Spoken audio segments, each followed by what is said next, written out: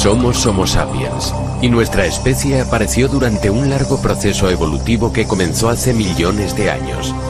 Pero ¿qué sabemos hoy en día sobre dicho proceso? El hombre desciende del simio, eso es seguro, pero ¿cómo y por qué se convirtió el simio en hombre? Creíamos que una cosa era segura: los simios se habían erguido sobre dos patas para sobrevivir en la sabana. Por ello, la adaptación a su entorno fue la fuerza impulsora de la evolución. Pero en la actualidad, numerosos fósiles empiezan a contradecir esa hipótesis. Científicos de varios campos están llegando ya a una conclusión diferente. La fuerza impulsora de la evolución no es externa, sino que yace en el interior de nuestras células. Nace una nueva teoría, una teoría que habla de una historia interna, de una memoria incorporada que trabaja continuamente en nuestro interior. Nuestras mandíbulas lo confirman. Homo sapiens no es el fin de la línea, seguimos evolucionando. Pero ¿en qué nos estamos convirtiendo? ¿Cómo será el Homo futurus, el hombre que nos sucederá? Homo futurus.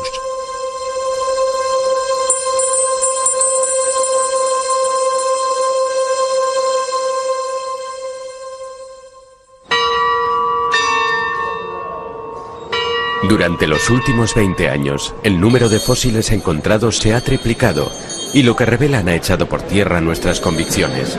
La paleontología es una varaunda y cada reunión de expertos termina en un acalorado debate.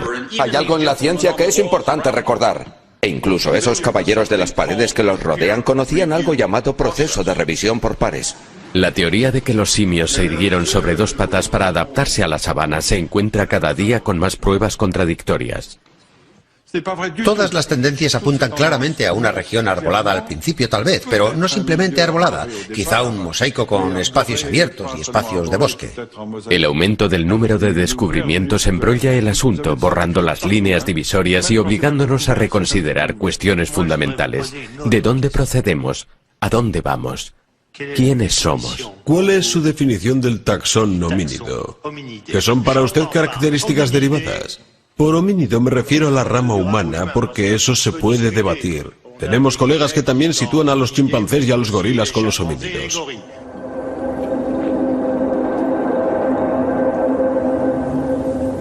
Las cuevas de Starkfontein se encuentran entre los emplazamientos más prolíficos de la Tierra.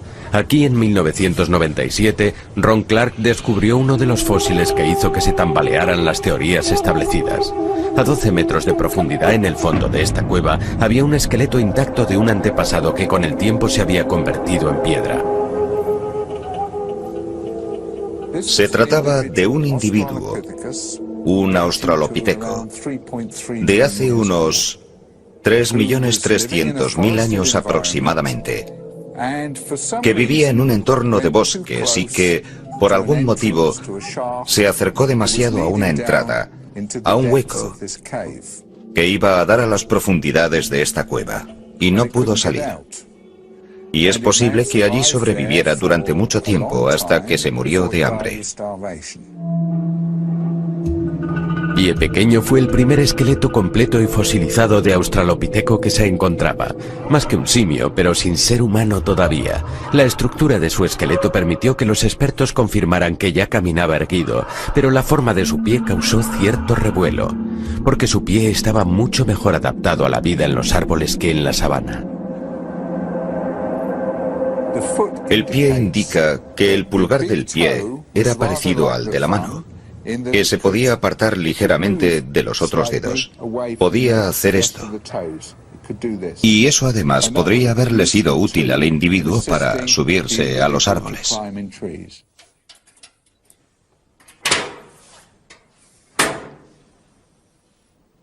Philip Tobias, considerado uno de los pioneros de la paleontología moderna, ha dirigido personalmente las excavaciones de Starkfontein durante más de un cuarto de siglo. En su opinión, el pie de Pie Pequeño no es la única prueba de que aquel australopiteco vivía principalmente en el bosque. Si observamos todos los restos de los animales, las plantas y los homínidos de los emplazamientos sudafricanos, de los emplazamientos del este de África, nos apuntan a una comunidad de organismos vivos de una zona.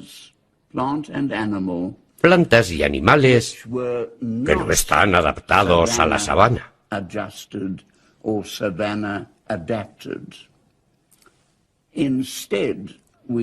Y vemos, sin embargo, que son seres, tanto plantas como animales, que habrían estado bien adaptados para la vida en el bosque. Por lo tanto, nuestros antepasados ya se erguían sobre dos patas cuando vivían en el bosque. Nadie se había atrevido a imaginar que fuera posible, porque aquel dato crucial destruía la hipótesis que había dominado las ideas sobre la hominización durante casi 30 años.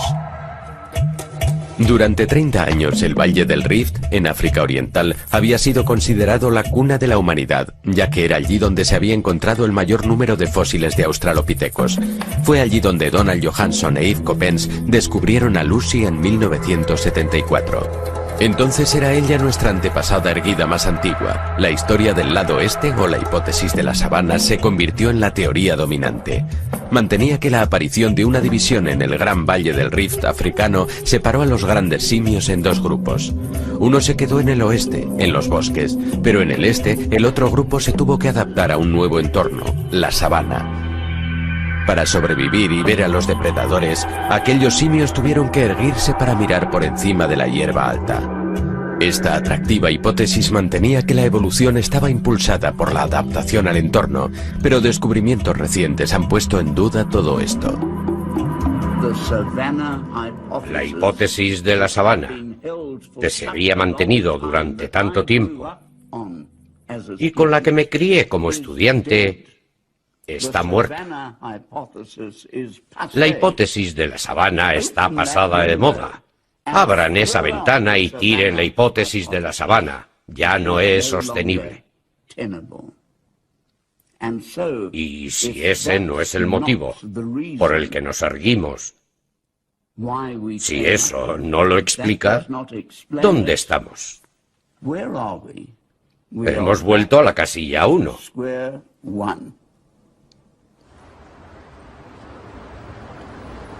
En 1983, la paleontóloga Anne d'Ambricourt sí había vuelto a la casilla 1.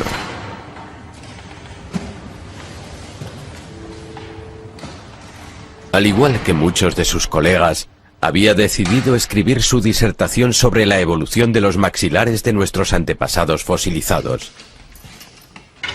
Su investigación le exigía repetir un gesto una y otra vez. Un gesto aparentemente trivial, pero ello la llevó a un asombroso descubrimiento. Les daba vuelta a los cráneos.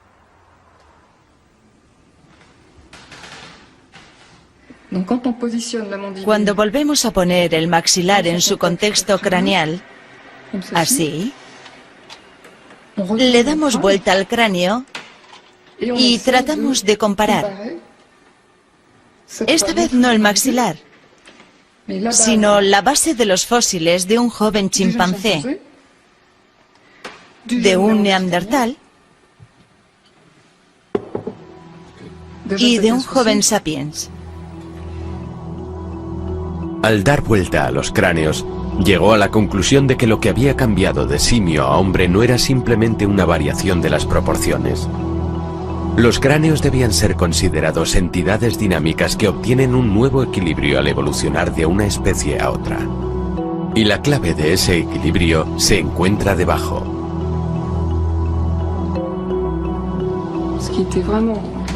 La innovación consistía en que al darnos cuenta de que si la mandíbula cambiaba, la forma de la cara también cambiaba. Y esto se debe sobre todo a un cambio en la posición de los huesos de la base.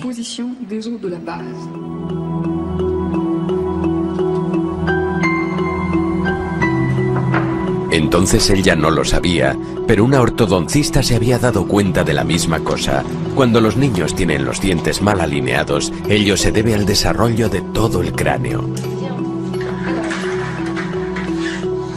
¿También trata a adultos? No, solo trato a niños. Poniéndoles aparatos que ejercen presión sobre la base del cráneo directamente, Marie-Joseph Deshaies puede restaurar el equilibrio y tienen mucho más éxito que alineando solamente los propios dientes. Tratamos a niños de 6 años e incluso a niños menores de 6 años porque nos pareció más sencillo intervenir a esa edad, intervenir directamente sobre el propio hueso, sobre su desarrollo. En Europa el 70% de los niños tienen problemas debido a tener dientes y mandíbula mal alineados. En los Estados Unidos el 80%, en Japón el 95%, un fenómeno en aumento pero que parece haber empezado en la Edad Media. Estos niños no son mutantes. Genéticamente son niños corrientes. Sus hijos, los míos. Nos estamos dando cuenta de que las malformaciones dentales son cada día más comunes en todo el mundo y se necesitan ortodoncistas en todas partes. Nos encontramos ante el hecho de que la forma de los maxilares y por lo tanto la de los huesos craneales todavía están evolucionando. Mientras una de estas pioneras estudiaba los maxilares de nuestros hijos y la otra los de nuestros antepasados, ambas descubrían el mismo fenómeno evolutivo. Cuando comparamos especies fosilizadas, sin siquiera tener en cuenta su clasificación, observamos que la forma siempre evoluciona en la misma dirección. En los primeros primates, la base craneal es plana. Luego, cuanto más nos acercamos a Homo sapiens, más se dobla hacia abajo. Y cuanto más se dobla hacia la base, más erguida está la especie correspondiente.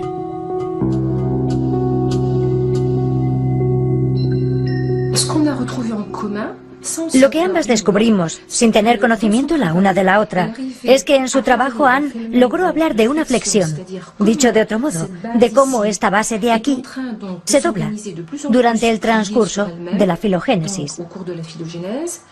Y luego yo, durante el transcurso de la ontogénesis o desarrollo temprano del niño, me di cuenta del hecho de que esta base se estaba doblando, pero no estaba necesariamente doblada o flexionada por igual en todos los niños.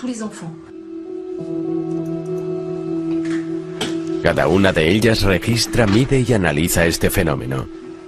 Durante el transcurso de la evolución, la base del cráneo se dobla más y más hacia abajo, y la mala alineación dental que se da en los niños de hoy en día se puede explicar mediante las diferencias de ángulo que eso crea. Pero ¿cuál es la clave de esa flexión?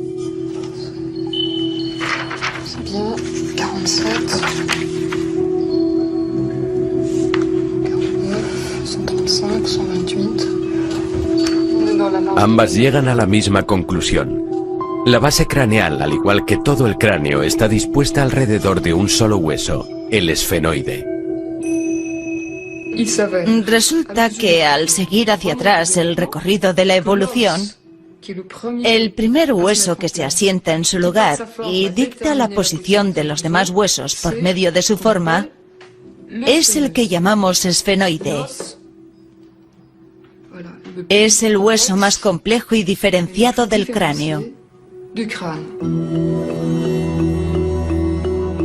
El esfenoide, un hueso enclavado en el centro del cráneo. Un hueso de 10 centímetros de ancho. Un hueso con forma de mariposa situado al nivel de los ojos, justo por debajo del cerebro. Este hueso es el núcleo alrededor del cual primero nuestro cráneo y luego todo nuestro esqueleto toma forma durante el transcurso del desarrollo. El hueso esfenoide es el pilar principal de todo nuestro gran rompecabezas craneal. Delante de él se encuentra la zona frontal, a los lados, los temporales y los parietales. Detrás hay una serie de huesos que se ensamblan en la columna vertebral y determinan nuestra postura bípeda. Y hay una articulación importante que une el esfenoide con el occipital. Dichas articulaciones se mueven en el acto de masticar.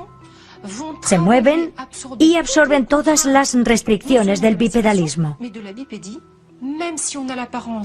Aunque parezca que todo es sólido, tratamos con la mecánica de los fluidos. Por lo que no tenemos solo un montón de huesos. Lo que tenemos es un rompecabezas que, de hecho, está vivo y se mueve. El esfenoide es la piedra angular.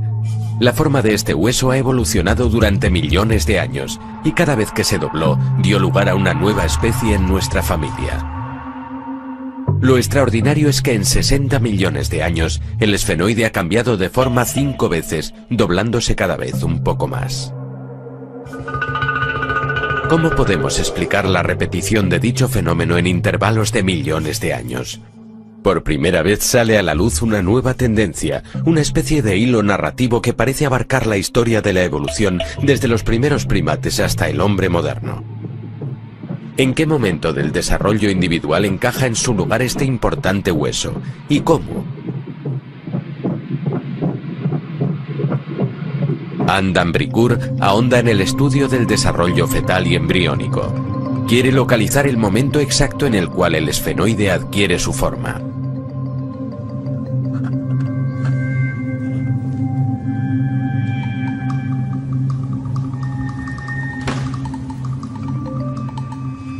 Remontándome a antes del periodo fetal y leyendo todo lo que se había escrito, descrito y publicado sobre la flexión de la base, conseguí localizar el momento en el que se forma el cráneo.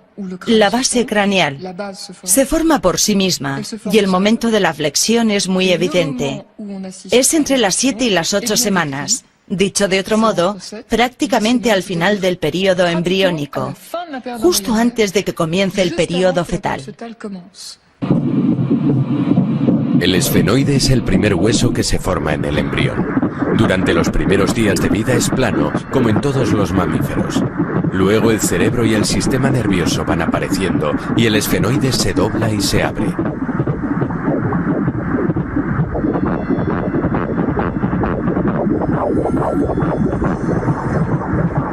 Estudiando el desarrollo de este hueso en distintas especies de primates, Anne d'Ambricourt descubrió esa misma flexión exactamente, aunque mucho menor en las otras especies que en el hombre.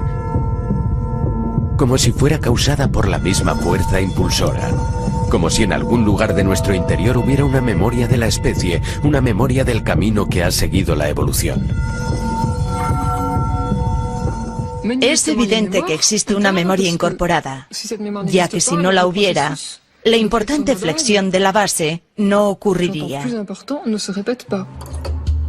Si por alguna desgracia el esfenoide del embrión no se dobla, este es el aspecto del cráneo del niño. No es viable, evidentemente. El cerebro casi no está formado y la mandíbula es enorme, unas proporciones que recuerdan ostensiblemente las de cráneos arcaicos. No hay rotación en el occipital. No vemos que el esfenoide se haya doblado. Es muy característico. Es increíble. ¿Y el tamaño de la mandíbula? Sí, muy grande. Sobre todo el maxilar superior, un rasgo muy primitivo.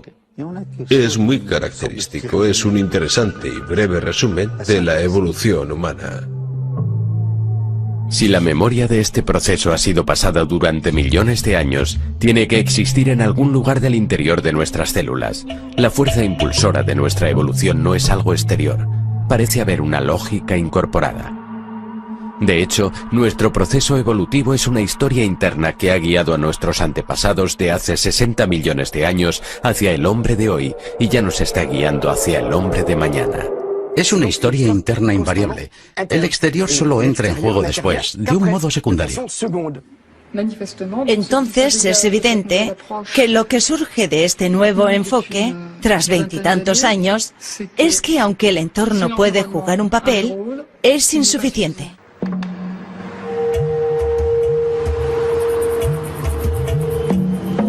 La aseveración del papel decisivo de una historia interna es radicalmente opuesta a la teoría de la adaptación al entorno como fuerza impulsora de la evolución. En relación al clima, me gustaría recapacitar sobre la cuestión específica.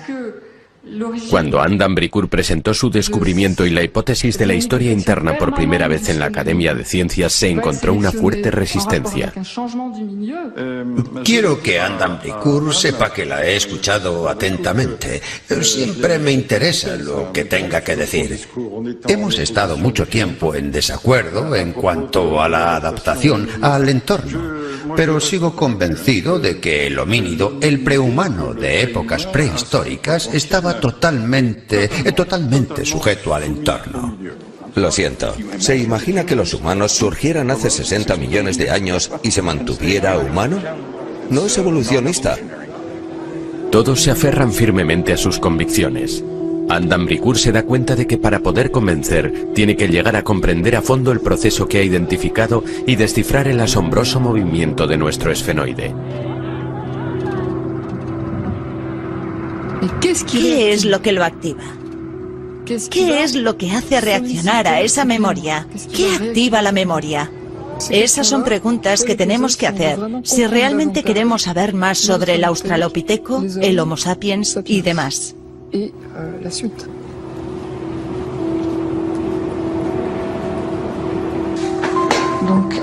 Adam Bricourt está recopilando mediciones para tratar de encontrar la fórmula matemática que explique la flexión de la base craneal en el transcurso de millones de años. Está intentando localizar los momentos sucesivos de la evolución homínida en los que rotó el esfenoide. Las alas del esfenoide y las alas más grandes que van hacia los lados. Profesor Tobias. Bienvenida, bienvenida. Me alegro mucho de volverlo a ver. Me encanta verla. Bienvenida, bienvenida a Johannesburgo. Gracias. Y a la Universidad de Witwatersrand. Philip Tobias siempre ha apoyado a Anne y la ha animado en su trabajo. Unos hermosos fósiles. Hoy le ha concedido acceso a toda su colección, un tesoro poco común fruto de toda una vida de investigación.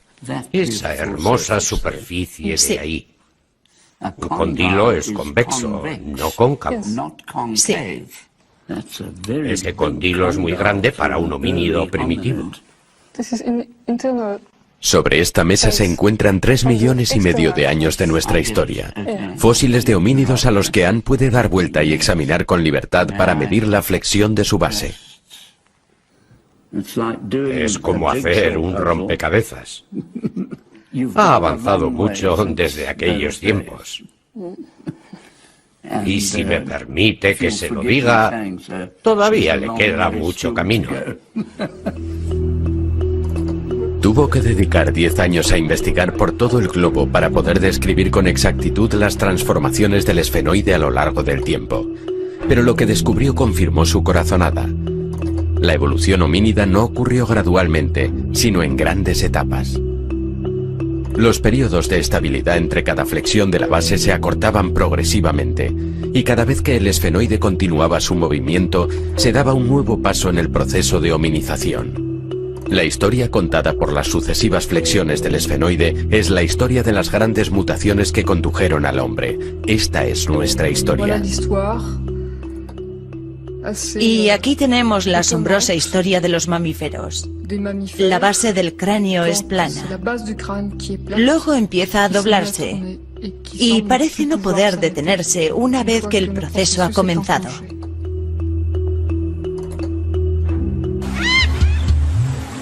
Esta historia comenzó hace 60 millones de años. Los bosques de todo el planeta estaban llenos de prosimios, nuestros primeros antepasados.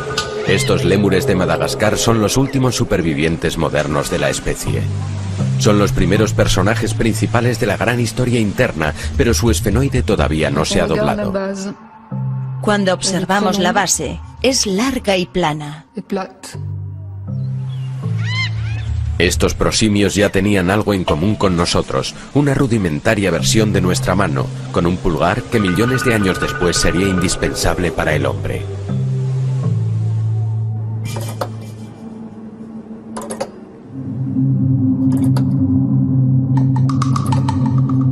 Hace 40 millones de años, el esfenoide se dobla por primera vez, causando la primera gran mutación de nuestra historia. Este fenómeno no se observa en ninguna otra familia importante aparte de la nuestra. Lo que vemos inmediatamente es que la base del cráneo deja de ser plana. En los simios hay una ligera flexión en la base. Esto marca la aparición de los monos. Cientos de especies que durante 40 millones de años han poblado los bosques de todo el planeta. Esta mutación, al igual que las posteriores, trajo consigo nuevas facultades.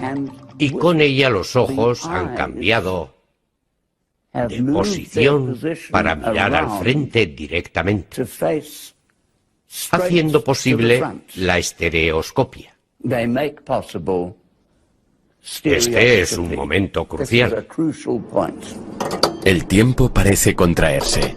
Las grandes mutaciones de la hominización empiezan a sucederse más y más próximas en el tiempo, como si un reloj interno empezase a correr cada vez con mayor rapidez.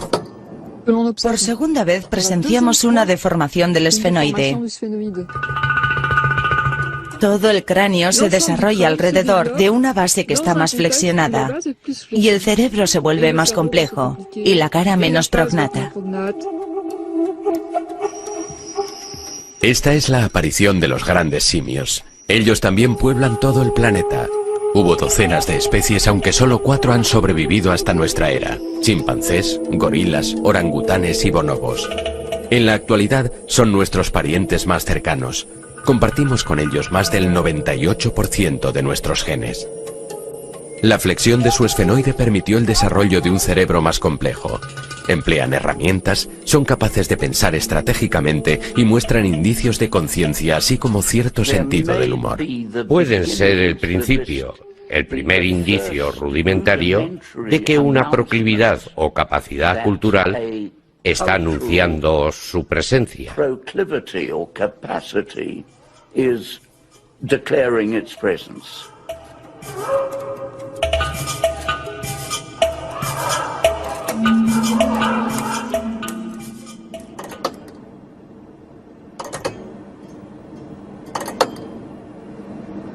El paso se acelera nuevamente. Hace 6 millones de años el esfenoide se dobla una tercera vez en la misma dirección.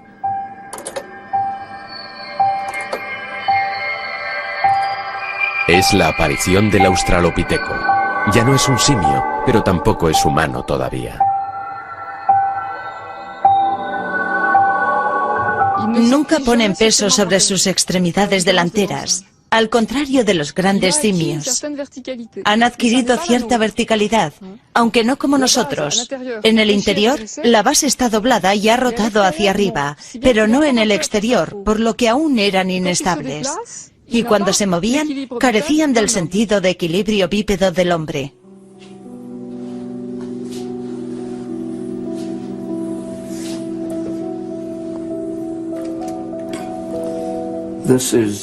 Este es el famoso niño pequeño.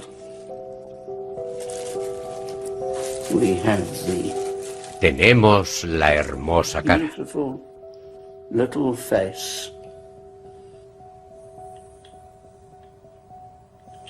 Una articulación perfecta.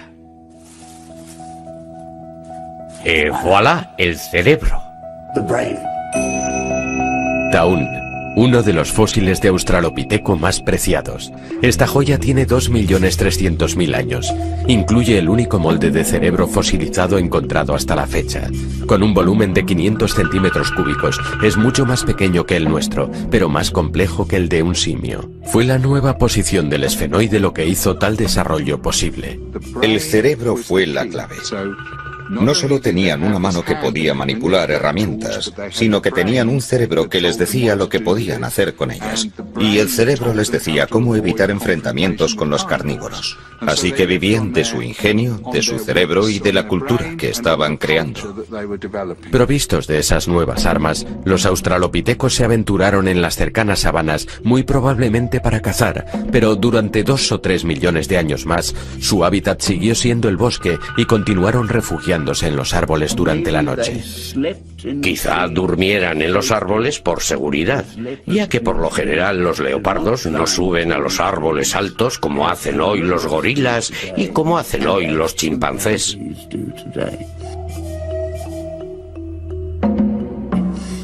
Eso parece ser un nuevo tipo de paradigma para la verticalidad. Por lo que antes de bajar a tierra ya estaban hasta cierto grado erguidos, verticales, y habían desarrollado nuevos rasgos homínidos que les permitían verticalidad y caminar y correr sobre 2 piernas.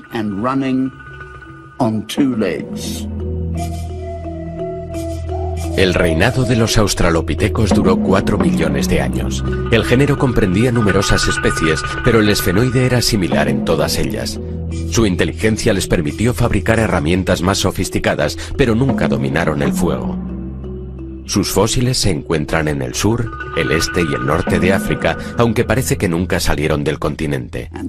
Y aquel animal se lo llevó todo por delante y se convirtió, creemos, en usted y yo.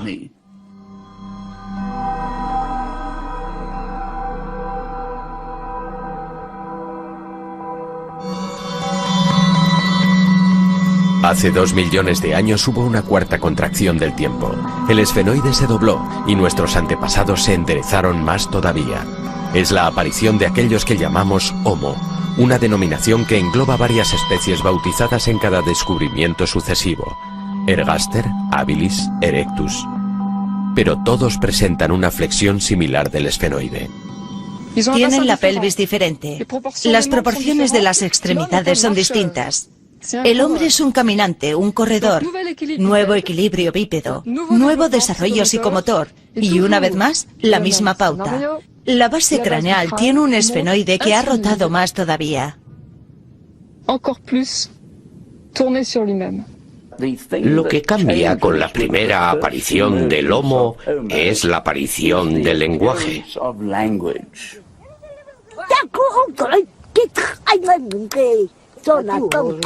La nueva posición de su esfenoide incrementó aún más la complejidad cerebral de aquellos primeros hombres. También les liberó parcialmente la laringe, lo que hizo posible el habla, pero nuestras vocales actuales todavía estaban fuera de su alcance.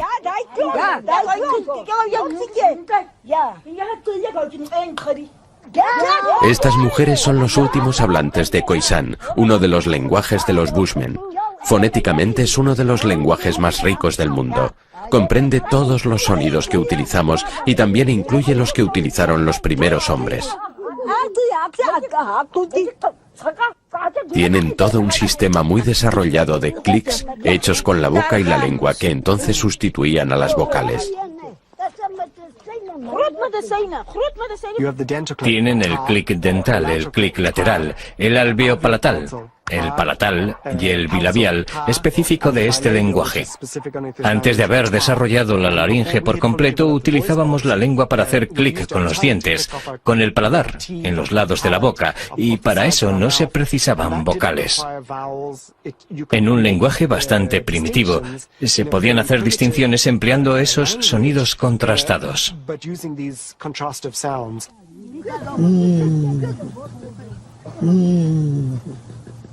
Estas mujeres son las últimas que pueden arrojar alguna luz sobre cómo empezó a hablar el hombre. Ese es el clic del león. El Bushman lo aprendió de él. Nuestros clics proceden del rugido del león. Se oye cuando cierra la boca, igual que el Bushman. El león. También se oye cuando ruge.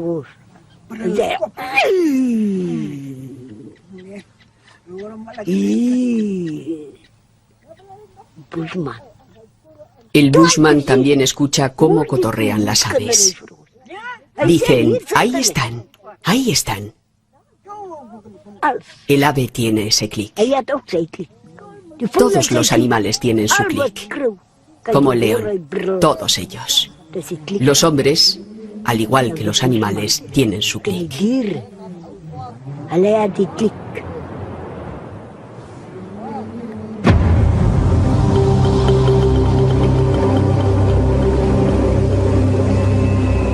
Dotado de lenguaje y pensamiento complejo, siendo un buen tallador y capaz de cazar grandes animales, el hombre sigue los cursos de agua y sale del continente africano por primera vez.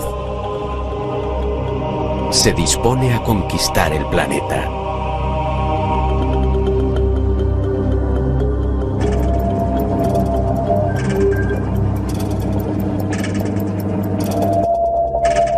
Hace 160.000 años, el reloj sonó una vez más.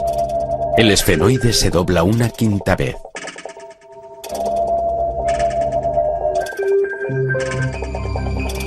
El cerebro se vuelve más complejo. tiene mejor suministro de sangre. Y naturalmente, tras esta evolución biológica, vamos a ver una evolución cultural muy rápidamente. Es la aparición de Homo sapiens. C'est l'Homo sapiens qui apparaît.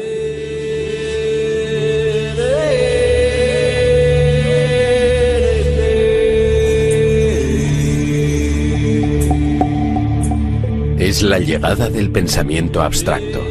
El artefacto de piedra ya no solo es útil, se convierte además en un objeto de valor. El arte comienza a aparecer en las superficies de las rocas de todo el mundo. La cuestión es, ¿fueron estos los primeros rudimentos de la escritura? Eso entra en la imagen muy recientemente, pero creo que hablaron de ello mucho antes de hacerlo.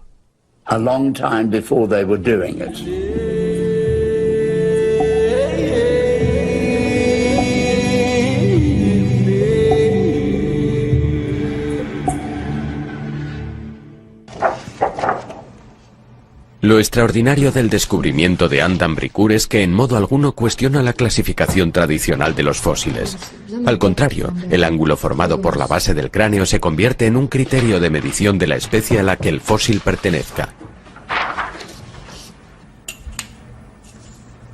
Por ejemplo, nos permite dar respuesta al dilema creado por Toumaï, un cráneo fosilizado de más de 6 millones de años, considerado como el miembro más antiguo de la familia humana.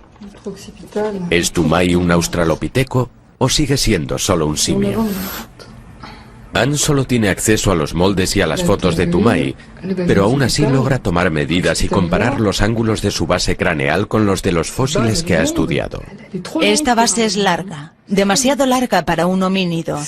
Es demasiado larga. Es un simio deformado. Por el momento, con estos elementos no hay nada que nos lleve a pensar que es un homínido. Esta nueva versión de nuestra historia aporta además soluciones a enigmas con los que las teorías anteriores tenían cada vez más problemas para resolverlos. Uno de esos enigmas es cómo pobló el hombre la Tierra. Sabemos que Homo apareció en África hace 2 millones de años y que salió de ella para colonizar el mundo. Las teorías clásicas mantienen que la evolución en Homo sapiens sucedió una vez más en África hace 160.000 años. Sapiens tendría que haber salido entonces del continente una segunda vez para repoblar el mundo y otras especies tendrían que haber desaparecido misteriosamente. Ahora algunos datos contradicen esa opinión. En China el interés por la prehistoria es reciente, data de hace tan solo 70 años. Pero los descubrimientos realizados allí dan lugar a numerosas preguntas. Los fósiles chinos demuestran que el hombre arcaico llegó a Asia hace más de 1 millón de años. Pero prueban que la evolución en Homo sapiens también tuvo lugar allí, un fenómeno que las teorías clásicas no pueden explicar. Anne d'Ambricourt ha venido aquí a examinar a Dali, un fósil de hace 200 o 300.000 años. El extraordinario cráneo está en manos del renombrado paleontólogo chino Wu Xinxi. Este fósil ya no es un Homo erectus, es muy moderno. Sin embargo, toda la parte superior de la cara, la bóveda y todo lo que forma el cerebro del feto, del niño y del adulto, sigue siendo arcaico. Las crestas supraorbitales han cambiado. Ya no son tan gruesas. Y ahí el ángulo es mucho más arcaico. El proceso frontal también es arcaico. Hay 2 precursores de hombre moderno, porque el hombre siguió evolucionando tras haber emigrado y haberse asentado en distintas regiones del planeta. Eso explica la existencia de Dali en Asia y de neandertales en otros sitios. Son 2 historias diferentes. Dali prueba que el hombre arcaico evolucionó en Sapiens simultáneamente en distintas partes del globo. ¿Puede esto significar que no hubo solo una, sino varias cunas de la humanidad moderna? Marie-Joseph Deshaies también fue a China, donde sus observaciones sobre las diferencias en las estructuras craneales entre niños chinos y europeos la llevaron a la misma conclusión. En Beijing vimos a niños mayores que parecían haber tenido la misma malformación, pero habían sido tratados en un tiempo récord. Eso no se puede explicar por medio de los aparatos y procedimientos utilizados. Lo más probable es que haya alguna diferencia en la estructura craneal y el desarrollo haya facilitado el tratamiento.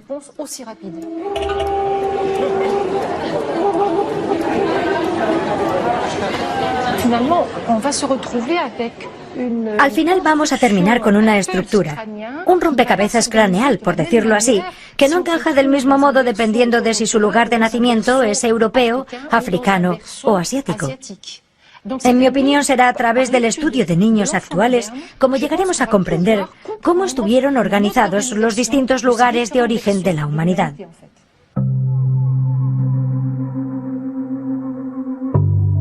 Si la humanidad moderna tiene distintas cunas realmente, entonces Sapiens no tuvo que salir de África una segunda vez para repoblar el mundo. Esta hipótesis cambia por completo el mapa de cómo poblaron los humanos el mundo. De hecho, Homo salió de África hace 2 millones de años, pero luego evolucionó en distintas regiones del planeta donde surgió un creciente número de especies. Algunas de ellas, como Neandertal en Europa o el Sinanthropos en Asia, se extinguieron sin dejar descendencia, pero otras en África y Asia simultáneamente dieron origen a los humanos modernos. ¿Cómo podemos explicar entonces la lógica que lleva al esfenoide y al cráneo a cambiar del mismo modo en todas las partes del planeta? ¿Qué es lo que permite que esa memoria exista y se transmita? En la actualidad, el campo de la genética está aportando respuestas a los paleontólogos.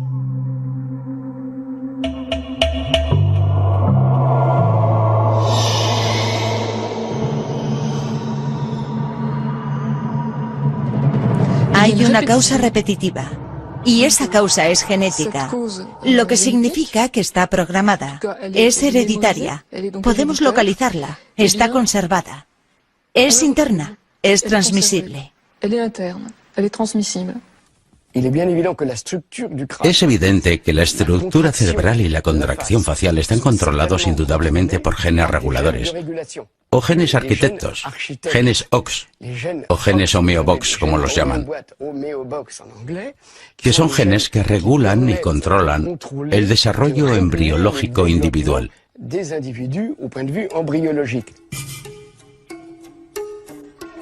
Esto es un axolote, una pequeña salamandra acuática que se encuentra en México. Este animal ha permitido a los científicos dilucidar el papel de los genes reguladores.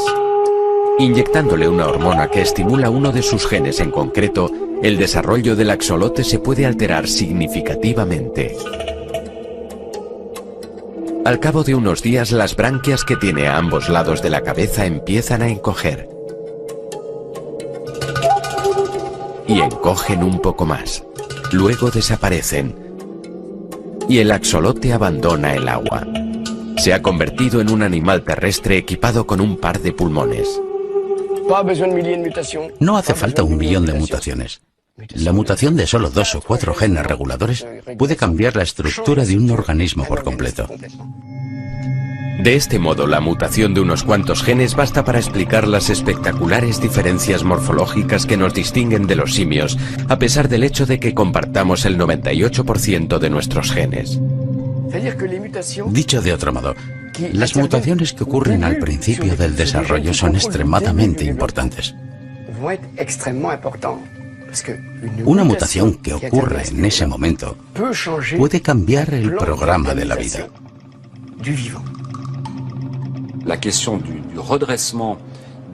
Para el enderezamiento de cuadrúpedos, hasta alcanzar una postura erguida, fue necesaria toda una serie de mutaciones que no se pueden relacionar con una sola parte del cuerpo, por lo que es muy difícil imaginar que todo el proceso tuvo lugar gradualmente, de un modo lineal, con el animal evolucionando cada vez un poco más erguido, caminando mejor y mejor.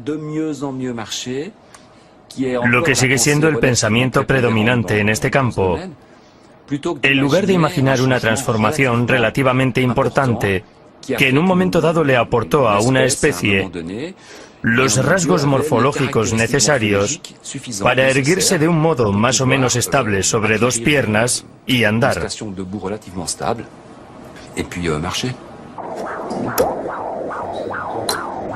Estos recientes descubrimientos en el campo de la genética reafirman la hipótesis de la evolución humana a través de las grandes mutaciones, los pasos que Adam Bricourt está midiendo con las sucesivas flexiones del esfenoide.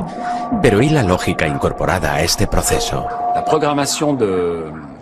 La programación de dicha lógica incorporada es como una cinta que hay que reproducir de un modo u otro y que es transmitida de padres a hijos y que existe en cada una de nuestras células. Es nuestro ADN.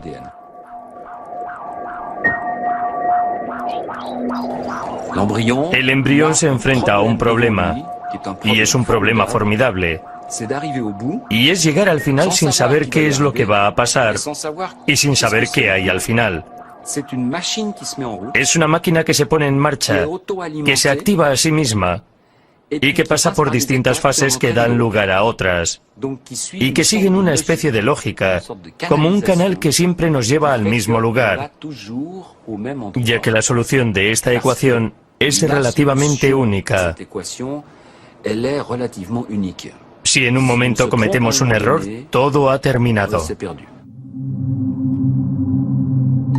En el plano evolutivo, esto puede ser lo que les ocurrió a los neandertales. Pertenecían a una especie humana distinta que cohabitó Europa con nuestros antepasados humanos hace 30.000 años. Pero desaparecieron sin dejar descendiente alguno. Una teoría reciente propone que su cerebro era demasiado grande en relación a su estructura craneal y a su metabolismo. Tal vez no eran la solución adecuada. Tenemos las mismas pautas básicas durante toda la evolución. Más especies desaparecen, se extinguen. Son incapaces de sobrevivir a los dramáticos cambios climáticos y ecológicos que aquellas que poseen las mutaciones apropiadas, que son las que sobreviven. La evolución es la excepción. La extinción es la regla.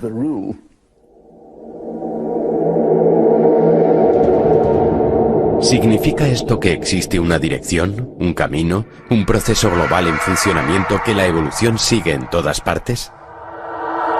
Es una inquietante pregunta que todos los científicos que estudian los orígenes de la vida y la historia del universo se deben hacer.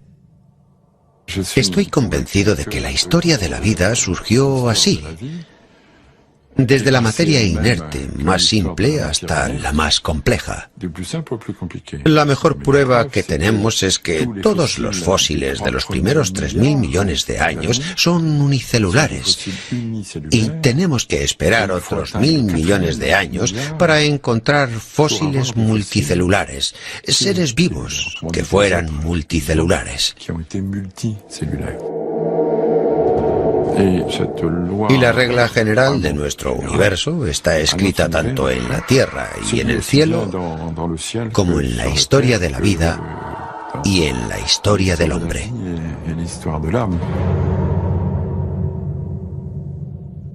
Por lo tanto, hay leyes generales como la de la complejidad creciente que regulan el universo de la vida y la materia. Leyes observables e inexplicables hasta el momento y que determinan la historia humana, así como la de nuestro universo. Según dichas leyes, nuestro esfenoide volverá a inclinarse un día dando a luz al hombre que nos sucederá.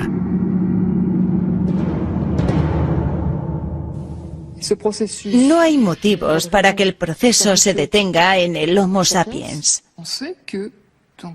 Tenemos motivos para creer que dentro de varios miles de años, las distintas poblaciones evolucionarán simultáneamente, al mismo tiempo.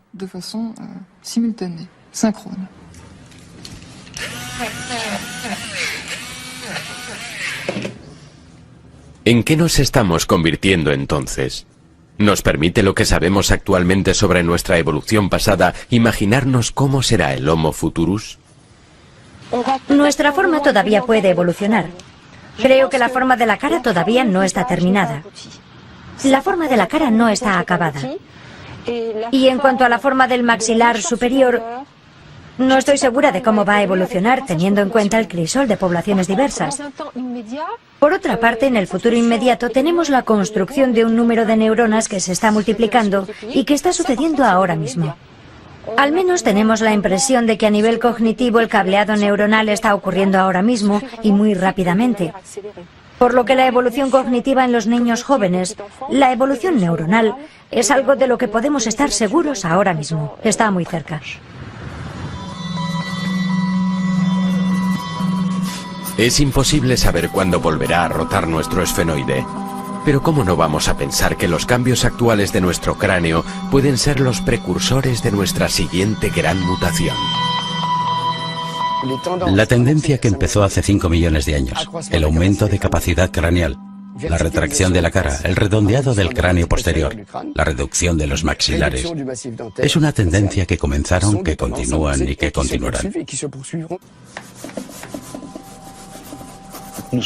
Dentro de 1 millón de años, si la Tierra no ha volado por los aires, tendremos el cráneo muy alto y muy redondo con maxilares muy pequeños.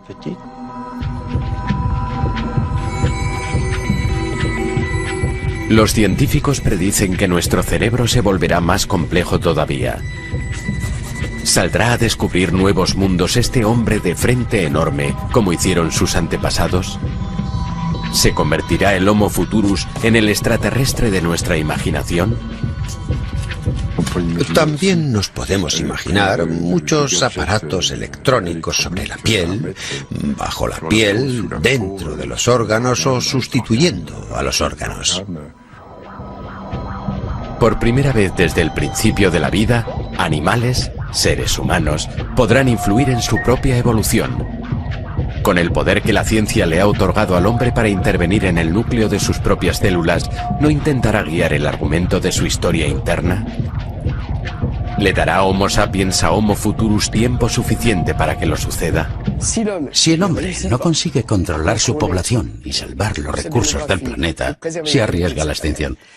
Lo que significa que el mundo se convertirá de nuevo en lo que realmente es. Dicho de otro modo, en un mundo de bacterias, artrópodos e insectos.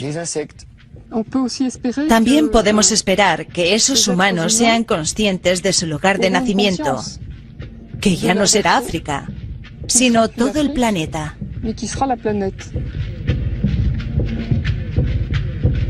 Es lo que haga con ese cerebro lo que será importante para su supervivencia y adaptación. Ese es el verdadero mensaje de la evolución humana. Enseñar a los niños qué significa lenguaje. Enseñar a los niños los mecanismos de supervivencia y enseñarles los mensajes de los rituales y lo espiritual que se están convirtiendo. Se han convertido en algo cada vez más importante para la supervivencia humana. Ahí está el futuro.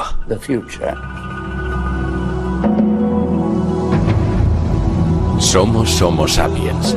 Somos los primeros seres con un cerebro lo bastante complejo para cuestionarnos la historia y el significado de nuestra propia evolución. Pero estamos lo bastante evolucionados para encontrar las respuestas o seguiremos encontrándonos con obstáculos que Homo futurus podrá un día superar.